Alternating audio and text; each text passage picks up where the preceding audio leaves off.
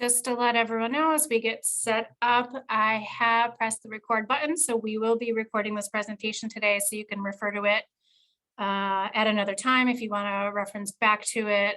One thing I will note as we're getting set up here is that I will stop recording once we open it up at the end to Q&A. So if you do not want to ask a question and have it recorded, you can wait until the end and ask that question, and we'll just record the formal presentation piece.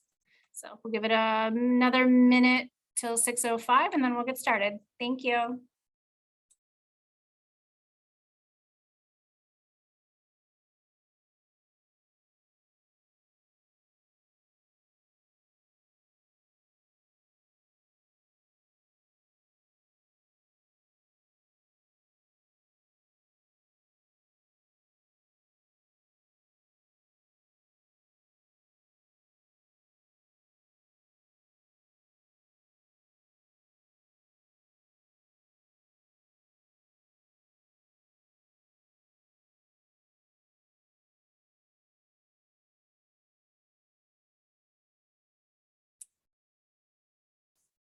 All right, so it looks like we're settling in and I don't want to make you wait any longer. So it's already 5 after. Hi, everyone.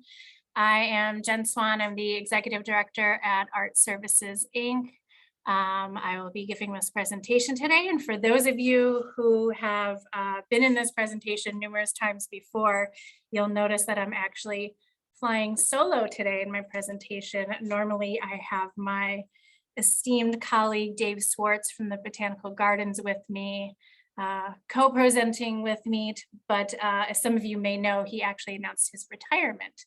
So you get me today. You don't get 2 speakers, sorry about that, but hopefully I can be just as entertaining when Dave is normally with me in this presentation. I do have a PowerPoint that I am going to share as I go through this. But before we do that, I do want to pull up a poll just to get a feel for, I know many of you, I know many of your organizations, but I just want to get a good landscape of, is this your first time going through the Erie County process? Has your organization been funded before? And just really see, we might have a mix in the room tonight. So I just want to see where everyone's coming from. If this is your first time, if this is your millionth time, but really get a good feel for that. So let me just throw that poll out there and we'll get started.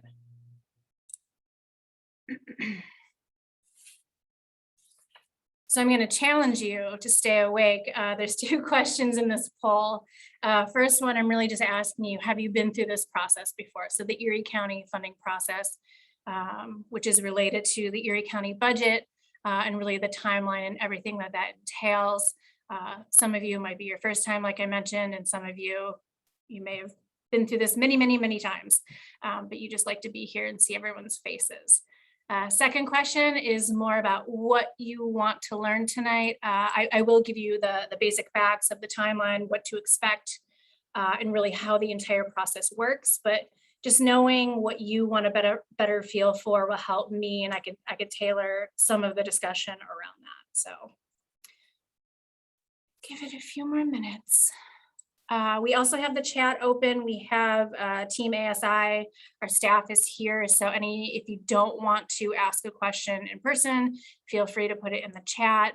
We'll answer it. I could answer it as I go, but that may be difficult once I share my PowerPoint, or we can wait until the end when I stop recording and we can kind of open it up there, especially if you have a specific question about your organization. You may not want that recorded. I don't know. It's totally up to you.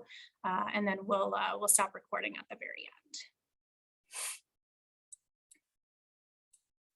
All right. So looks like we're a little more than halfway there. People might be eating dinner right now with their cameras off, but that's okay. So I'm going to close up the poll and see where we are at. All right, so I'm going to share this with everyone so you can see it. So most of you, for the most part, say, yes, I've gone through this many times. Great. Okay, so this will just be a friendly face recapping everything for the year. Actually, second runner up here is, yes, my organization has, but I'm new to the process. So that's totally normal. A lot of times different staff members get involved with the county process, whether you're in development or you're a volunteer or you're a board member. So your organization may have been funded numerous years in the past, but you're new to being part of this direct process. And then some of you also said, no, this is the first time our organization is recommended for funding. So great, we're going to cover all of those areas, so don't worry about that at all. And lastly, what do you want to learn tonight? Timeline, great. That's exactly what we're going to go over. Recommendations of what we can and should be doing moving forward through the process. Why advocacy is important to this budget process, and then also info and templates for advocacy tools. So actually, I am going to touch on all of those items, but it seems like everyone has a handle on why advocacy is important to this budget process. So that's good. All right, so give me 1 second here and I'll share my screen and we'll get started. Before I jump in, any questions, concerns, last minute requests before we get to it? No, I can only see a few of you, so I'll go off of your reactions. All right, thank you. All right, so let's do it.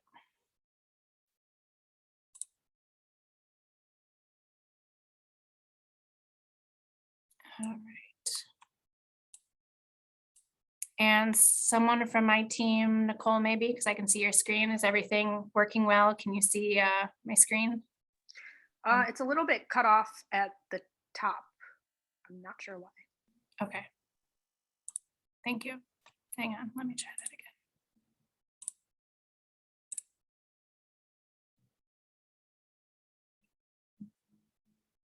Perfect. That working? All right, now we got it. Okay, technology, the day and age. Okay, so tonight I will briefly, within 30 minutes or so, go over the Erie County 2022 funding process and some action items. So to start off here, oh, hang on 1 second.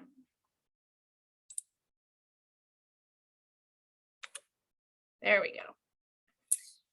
So really to give you a quick overview of the county funding process, what happens within this process is that, as many of you know, even before the annual release of the actual budget, many of you went through the application process. So back in, I believe it was March or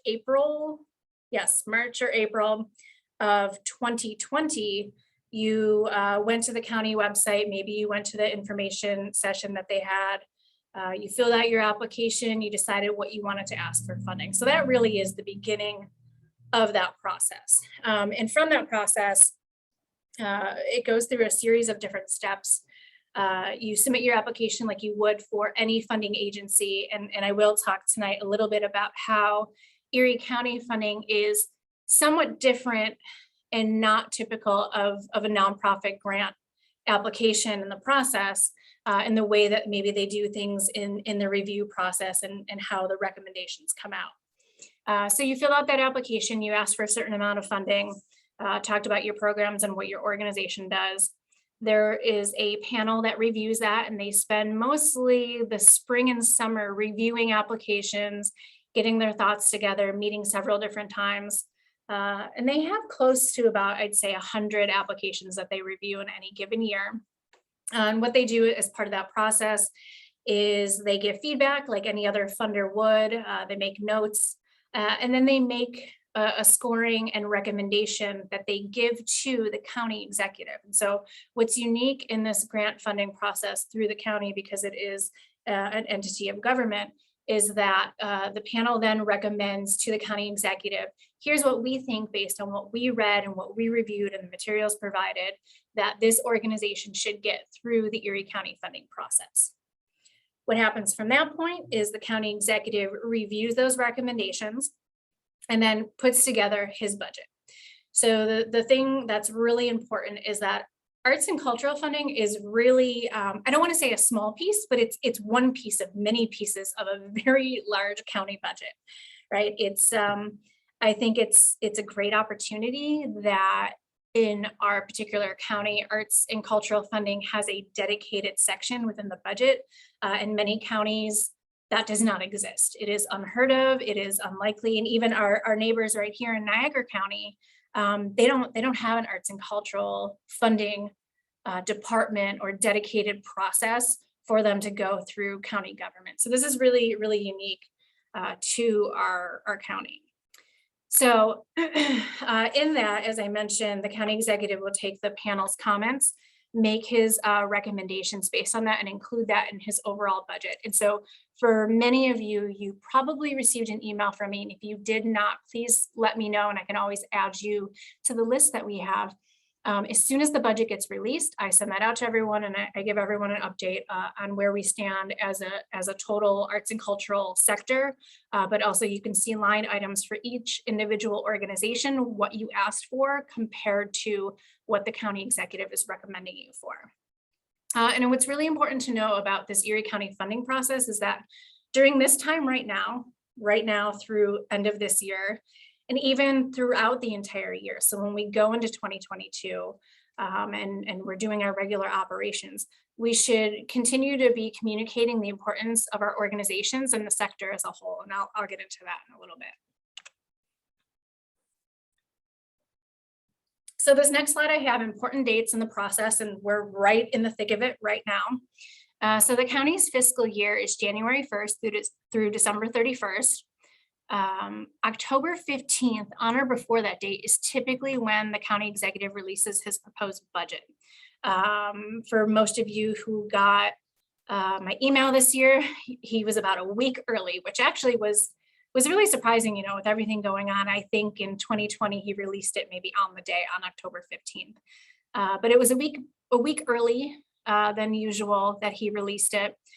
Nicole from our team has put in the chat a link to the PDF. So that was something that I sent out. You can see every single line item in that section. We did the favor of there's operating A and operating B budgets listed on the website. We pulled out and went through the 400 some pages of the total budget. And we pulled out specifically the cultural agencies section, so you didn't have to thumb through everything else. So it's 2 pages in this proposed budget. What I will say about it is that there are 99 arts and cultural organizations within the county that are being recommended for funding.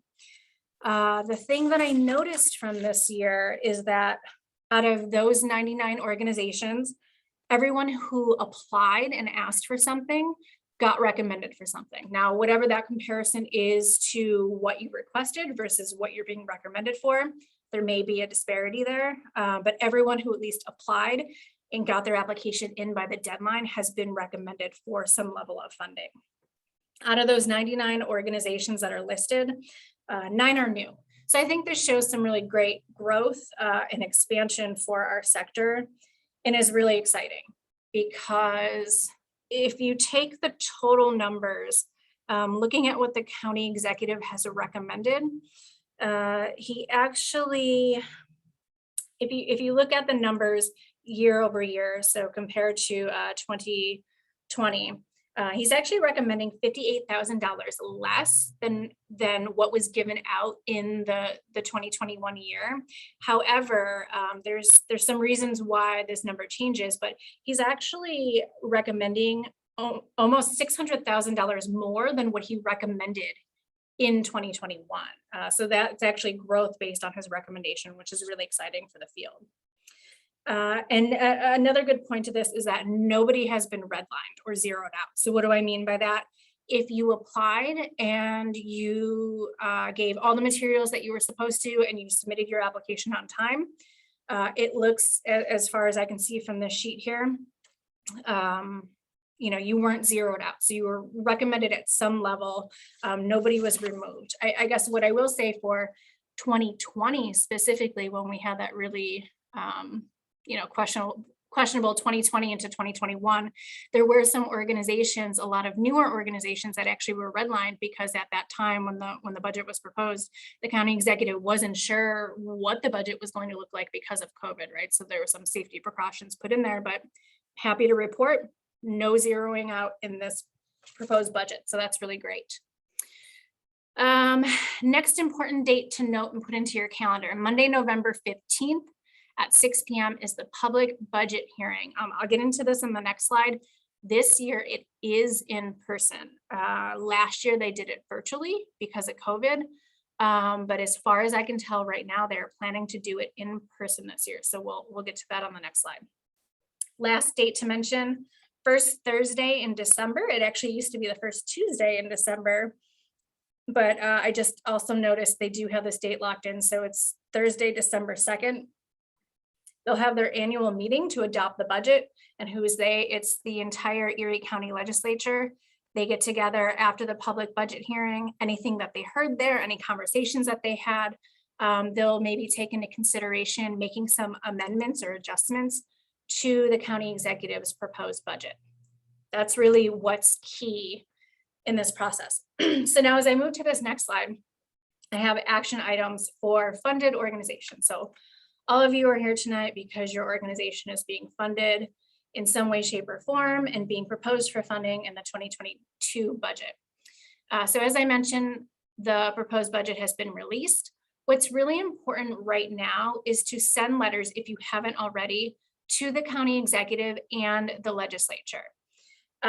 There is another document that we have, and I can't see yet if Nicole posted it in the chat or not, but she might be, if she hasn't already.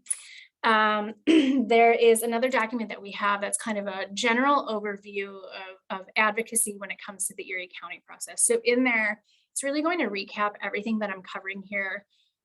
Action items, to-do items, how that relates and ties into the timeline and the process of the budget.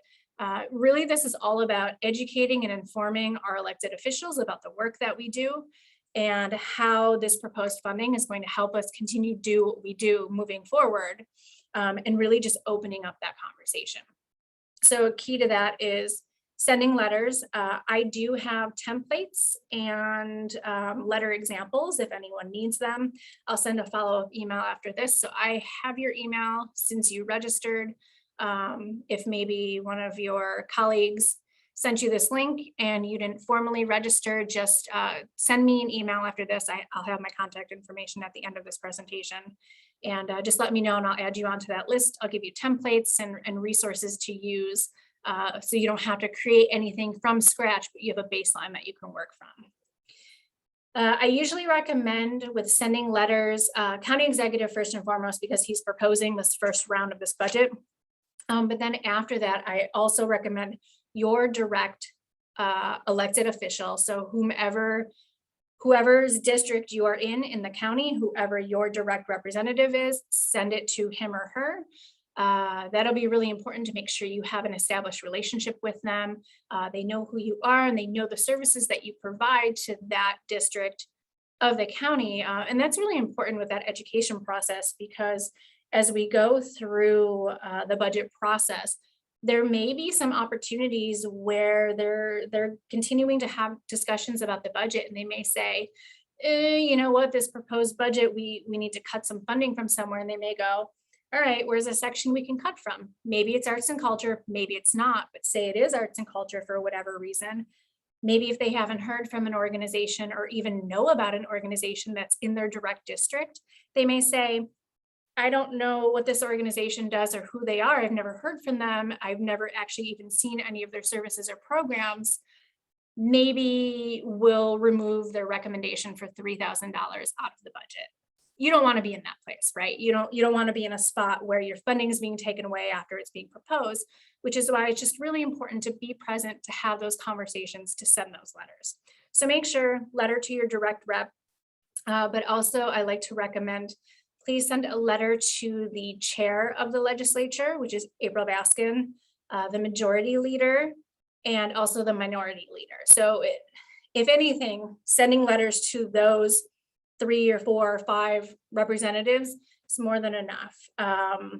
If you want, you can send it to all of them. ASI sends it to all of them just to reinforce. We send letters on behalf of the arts and cultural field and sector as a whole. And we talk about the impact of the sector as a whole. So we really set the tone and the umbrella for the sector. It's your job to talk about what your organization specifically does and how you impact the county with your programs.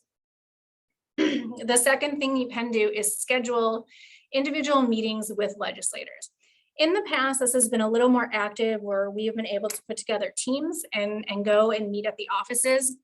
With COVID restrictions, that's been a little more difficult, even though they're having the public budget hearing in person. But you can still very much set a one-on-one meeting, or if nothing else, a phone call, right? It's just that personal connection of reinforcing, sending a letter, doing a phone call, going in person and having a conversation, and just having it be, this is great. We're really excited for this funding.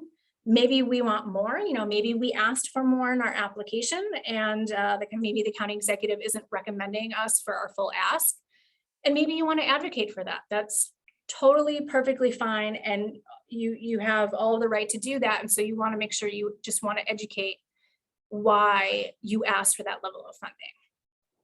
So then moving into November 15th, the public budget hearing, and this is still kind of to be determined, right? They just announced this date yesterday. So I'm sorry, maybe it was Friday. Yes, today's Monday. They announced it Friday. They weren't working over the weekend. So the public budget hearing has been set for Monday, November 15th at 6 p.m.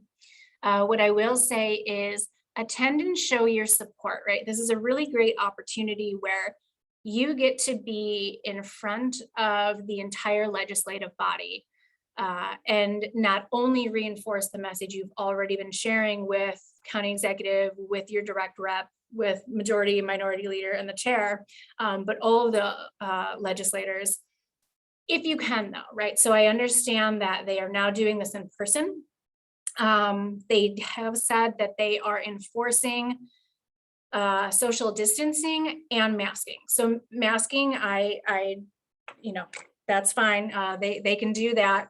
What I'm not entirely sure about, though, to be honest with you, with all the public budget hearings I've been to in the past, I'm not sure how the social distancing is going to work. If I'm being honest, usually every year, the arts and cultural sector, not exclusively, but primarily attendees on behalf of the arts and cultural sector will sit in the county hall building, and we fill every single chair in there. So I'm not entirely sure if they're going to limit capacity or not. So that'll be something I'll keep everyone abreast of. I'll send you an email once I know for sure. I don't know if they're going to limit it to only 50 people at a time, which also includes the elected officials and anyone working for county government. I don't know right now. But if you feel comfortable and you're able, please show up and show your support. Just being there, just physically being there and showing support. If you have any logos or materials for your organization that you want to wear so that people know which organization you're from, you can do that. In the past, ASI used to make signs for every organization where you could hold your signs up in County Hall and represent your organization, but it was back in 2019, they actually stopped allowing for signs to be allowed in the county building. So we actually stopped making those signs, unfortunately. So you can wear your own logo apparel if you have it. The other option when you're there in person is to speak at the hearing. You have to sign up in advance. You are not able to sign up as of right now. Usually they have an email that you send an email, so the county clerk send them an email, ask them to add you to the list. They give you a strict limit of 2 minutes. You have no more than 2 minutes, or they ring a bell and ask you to step off. You can do that. You don't have to do that. But again, I'm not entirely sure about capacity limits. And I'm not entirely sure if they're going to do this hybrid either. So there may be an opportunity, and I don't want you to 100% take my word for this because I'm speculating since this is still early on. They may do it hybrid. So there may be an opportunity to also speak remotely. I'm not entirely sure, but we'll definitely keep on top of that and let you know. And then lastly, as I mentioned, the first Thursday in December is the annual meeting to adopt the budget. That is open to the general public as well. Usually if I can, I'll go on behalf of the field to hear in real time what the final allocation numbers are, because usually it is the cultural agency section of the budget that is discussed and actually tweaked before the final budget is approved. And the reason for that is because of our involvement, right? that we're sending letters, that we're at the public budget hearing, and we're making our case and we're educating our elected officials. And that really has an impact and a stamp on the process itself. What happened last year was when they got to this process to adopt the budget, there were several meetings that happened before that where the majority caucus had a package that they presented. It was several pages where they had different recommendations of places they either wanted to make cuts or make additions or make changes. One of many sections was the cultural agencies section. And the same thing happened with the minority caucus. So they each had their own set of changes that they wanted to apply to what the county executive proposed. And then they finally came to an agreement and they actually accepted the majority's changes, which led to an increase of arts and cultural funding based on the majority caucus's changes in last year's budget. So speaking of that, adoption of the budget, the most important thing to know about this part of the process is that if the legislature adopts with no additions or increases, no further action by the county executive is required. So what does that mean? That means that that document that Nicole shared in the chat, the proposed allocation of funding by the county executive, if they don't change anything to that, then they accept the budget as is. However, if the legislators have a conversation, one of the proposals is to, and I'm just making this up off the top of my head, say they look through specifically the cultural agencies department, doesn't have to be this department, but since it's all relative to us, say they look at this list and say, you know what, there's 10 organizations, we're not entirely sure who they are, what they do, haven't really heard from them, they're in my district, let's decrease what the county executive recommended them for, or maybe there's one or two that were like, no, let's just get rid of them altogether. If they make that decision cannot be reversed. So if the legislative body makes that decision, that's even before it gets to the final budget adoption, you can't change that. So that's why it's really important to have those conversations with your elected officials and make sure they know who you are and what you're doing and what you do for the community, so that they don't have these questions in their head saying, who's XYZ organization and why are they getting funding? Leave no room for imagination in that sphere and just continue to have those conversations. And usually, you should be left intact in this proposed budget. However, if the legislature does adopt with additions or increases, which is actually what happened last year, when I said that majority proposal got accepted, the county executive does have to review those additions or increases, and he can veto those. So there still can be a little back and forth about that, but usually, you don't want to drag the process on. They want to close up and wrap up the budget by December, right? Because it'll go into effect on January 1st.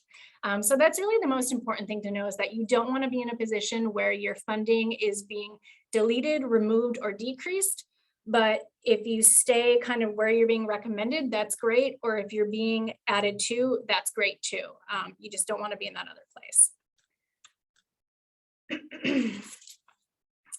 So these last couple slides are just resources in relation to the process. So this first link that I have here is just contact information for the county executive and the entire legislature. Also, I'm not sure because I can't see the chat. We also downloaded a PDF of the legislative contacts, every individual. So when you send those letters out, or you do those phone calls, or you send emails, all of that's right there for ease of use. And then more information in the entire 2022 proposed budget is at the second link. As I mentioned, if you want to do some light reading and you got a lot of free time and you want to thumb through those 400, 500 pages of the entire budget to see how it's made up, great, you can do that. Otherwise, we pulled out that direct cultural agencies section for you, so you don't have to go digging through there.